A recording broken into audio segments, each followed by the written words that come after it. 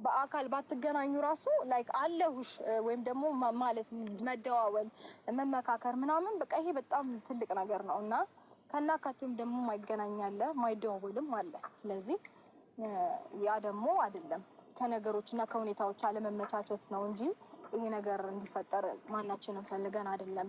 ለዛ ነው ከዚህ በኋላ እንግዲህ ወንድሜ ብዙ ነገሮች አንድ ላይ እናደርጋለን እናስተካክላለን ብዬ ተስፋ አደርጋለሁ። እና ደግሞ በጥብቅ ፈልግሻለሁ ያልከኝ ለምንድን ነው? ምክንያቱም ንገረኝ። አንዱ ጉዳይ በጥብቅ የፈለኳት አንድ ጉዳይ ነገሮችን አንዳንዴ ዋይዝሊ መረዳት ሊከብድ ይችላል እና አንዳንዴ በህይወት ውጣ ውረድ ውስጥ ሰዎች ሳያውቁ የሚያበላሿቸው ነገሮች ይኖራሉ። ግን እድል ይኖራቸዋል የመስተካከል ብዙ ጊዜ እና አንዳንዴ እነዛ ነገሮች ላይም ብናወራ እንደ ታላቅ እኔ ያለፍኩባቸው ውጣ ውረዶች አሉ። ጥሩም መጥፎም ነገሮችን አልፍ ያለው በህይወቴ እና ትንሽ ከሷ በፊት ስለሆነ እኔ ነገሮችን እንዳውቅ የቻልኩት። ስለዚህ በእነዛ ነገሮች ላይ እንመካከራለን፣ እንወያያለን ብዬ ነው እሷን እዚህ ድረስ እንትን ያደረኳት።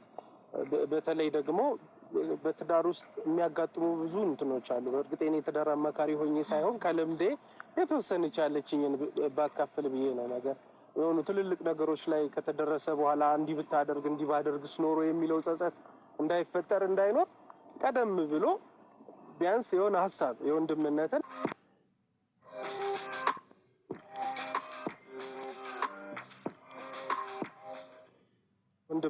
ሀሳብ መስጠት እዛ ላይ ደግሞ ሌላው ደግሞ እንዳለዋት እንዲሰማት ምንም እንኳን ቢዚ ቢሆንም ለሷ ጊዜ እንደማላጣ ለሷ እንደማላንስ ለሷ እንደምሆን አንዳንድ ነገሮችን ለማሳየት ፈልጌ ነው። ለዛ ብዬ ነው ከዚህ በኋላ ያለሁልሽ ከጎንሽ ነኝ። በየትኛውም አይነት ሁኔታ ውስጥ ብታልፊ ከፈጣሪ ቀጥሎ ወንድምሽ አለሁ። በምትፈልጊኝ ሰዓት እገኛለሁ፣ በማትፈልጊኝም ሰዓት መገኘት የምችልበትን አጋጣሚ ሁሉ እጠቀማለሁ። ስትጎጂ፣ ስትጠቂ ወይም ደግሞ ነገሮች ሲቀየሩ ሲበላሹ ከዚህ በኋላ እንዳለዋት ለማሳወቅ ነው፣ ለመንገር ነው፣ ለመምከር ነው።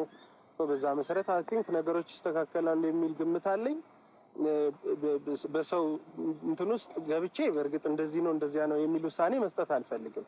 ግን ምክር፣ ሀሳብ፣ አንዳንዴ ተግሳጽም የሚያስፈልግ ከሆነ እሱን ለማድረግ የምችልበት አቅም ይኖረኛል ብዬ አስባለሁ። እግዚአብሔር ይረዳኛል።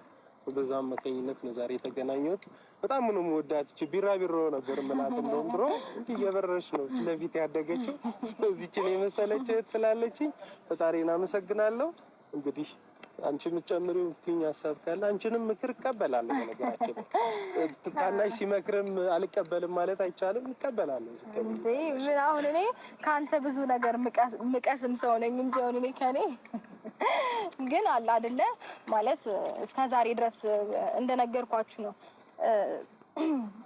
እንደዚህ ቪዲዮ ላይ ምናምን መጥቶ አያውቅም እንጂ ነገሮችን እንዳስተካከል ብዙ ነገሮችን አድርጓል። ማለት በጣም ብዙ ምክሮችን መክሮኛል። በእንደዚህ አይነት መንገድ ብታረጊ ይሄ እኮ የተሻለ ነው፣ ለምን እንደዚህ